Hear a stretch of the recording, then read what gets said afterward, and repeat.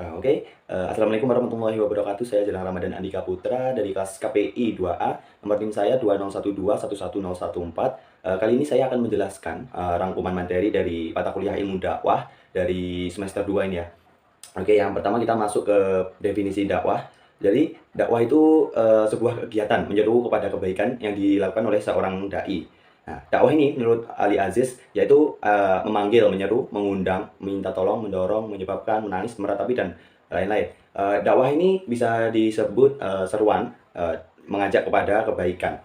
Menurut Ali Aziz, kegiatan dakwah ini adalah kegiatan peningkatan iman menurut syariat Islam. Jadi dakwah ini tidak bermakna tunggal. Ada tablik, nasihat, tafsir, tantir, khutbah, pidato, tausiah, tarbiyah dan banyak lagi gitu ya.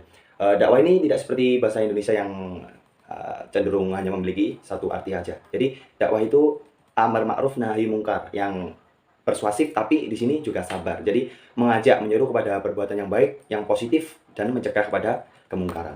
Dan selanjutnya materi yang kedua itu ada kajian keilmuan dakwah yang di sini itu sesuatu itu bisa dikatakan ilmu itu harus objektif, harus metodik, universal dan sistematis. Jadi dalam objek ilmu dakwah itu sendiri ada objek formal yaitu proses mengajak dan dengan menyampaikan ajaran Islam. Kemudian ada objek material yaitu dai dan ilmu dakwah itu masuk rumpun pada sains sosial. Kemudian ilmu dakwah itu tidak berdiri sendiri ya.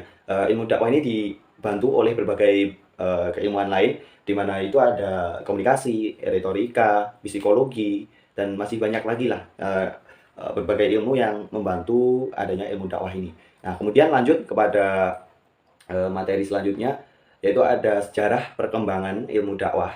Ya, jadi ilmu dakwah ini dulunya menurut dalam buku Ali Aziz, cikal bakal dari ilmu dakwah ini adalah balaghah. Balaghah itu sendiri artinya adalah ilmu tentang tabu. Nah, tabu itu artinya menyampaikan. Jadi tahap perkembangan dakwah itu yang pertama ada tahap konvensional atau tradisional, kemudian masuk kepada tahap sistematis, kemudian yang ketiga ini ada tahap secara ilmiah gitu. Jadi kemudian Syekh Ali Mahfud, nah, ini disebut sebagai bapak ilmu dakwah. Kemudian ada hakikat dakwah. Nah, sifat dasar dakwah itu ada 6, yaitu persuasif, bukan korsif. Nah, itu ditujukan kepada pemeluk agama Islam dan non-Islam, bersifat anamnesis atau mengembalikan fitrah manusia. Lalu ini bukan pribawa psikotropik. Nah, ini juga dakwah itu bersifat rasional. Dakwah ini adalah rahmatan lil alamin. Jadi memberi rahmat kepada alam semesta gitu. Nah, dakwah juga hanya pendorong ya, bukan penentu kemudian nanti hasilnya bagaimana. Nah, nanti kan hidayah-hidayah itu tergantung kepada Allah. Nah, itu Allah yang nanti akan memberi. Kemudian lanjut pada materi selanjutnya yaitu fikih dakwah.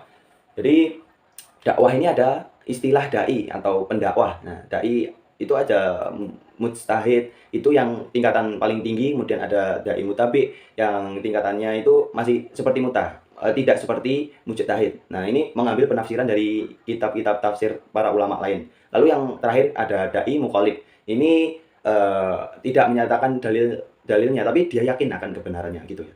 Ini secara tipologinya itu seperti itu mengenai urut-urutan dai. Kemudian hukum berdakwah itu gimana sih? Nah, ada ulama yang mengatakan hukum dakwah itu ada fardu kifayah, ada yang mengatakan fardu ain.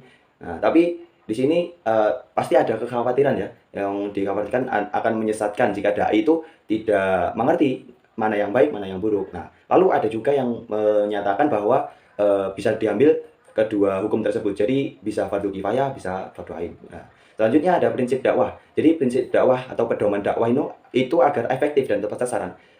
Itu harus jum'ah amin. Memberi keteladanan sebelum berdakwah, memikat hati sebelum menjelaskan, mengenalkan sebelum memberi beban, pembebanan harus bertahap gitu ya. Kemudian memudahkan, bukan menyulitkan, masalah pokok itu sebelum yang kecil, membesarkan hati dulu, memberikan pemahaman, bukan mendikte, mendidik, bukan menelanjangi, muridnya guru, nah bukan muridnya internet atau buku. Kemudian kualifikasi pendakwah atau persyaratan pendakwah itu ya, ilmu dan akhlaknya harus baik gitu. Itu adalah kunci utamanya yang jadi memiliki keyakinan, menjalin hubungan yang erat dengan mitra dakwah gitu ya. Kemudian ada wawasannya luas, ilmunya itu udah konsisten dengan perbuatannya, memiliki kepekaan, bijak, perilakunya terpuji, tidak mencela orang, berbaik sangka, berbaur dengan masyarakat, orang lain itu mengetahui masing-masing individu dan saling membantu. Seorang dakwah itu harus mampu memerangi musuh dalam dirinya sendiri, yaitu hawa nafsu, dan demi ketaatan kepada Allah. Harus jauh kepada kemaksiatan dan uswatun hasanah kepada mitranya, sabar dan senang memberi pertolongan, mengorbankan tenaga, pikiran, dan waktu. Memiliki fisik yang kuat juga, begitu. Selanjutnya, dakwah itu juga boleh perempuan gitu ya, tapi harus menutup auratnya. Pendakwah perempuan itu tidak diperkenankan bersuara dengan maksud menarik sahabat laki-laki gitu, tidak berlebihan berpenampilan gitu ya. Pendakwah anak-anak itu juga boleh, itu hanya untuk latihan gitu ya. Nah, oke.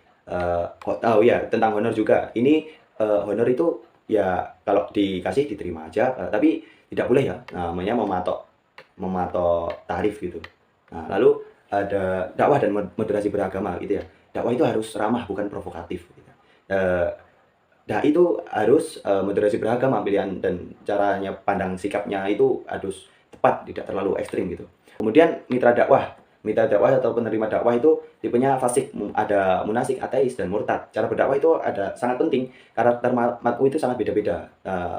Ada yang terpelajar, masyarakat awam, dan masih banyak lagi. Kemudian pesan dakwah harus disampaikan dengan benar dan rasional, baik, dan betul-betul menguasai materinya sampai disampaikan dengan benar. Kemudian metode dakwah ya. Metode dakwah ini ada di surat An-Nahl, ada hikmah yaitu bijaksana, terus ada mauidhah hasanah, ini mengandung bimbingan, pengajaran, dan berita gembira, peringatan, dan berita-berita yang positif gitu. Kemudian ada mujadalah. Ini jika diperlukan berdebat itu harus berdebat dengan baik. Gitu ya. Pokoknya metode dakwah itu harus menyeru kepada kebaikan dan caranya pun harus baik dan bijak.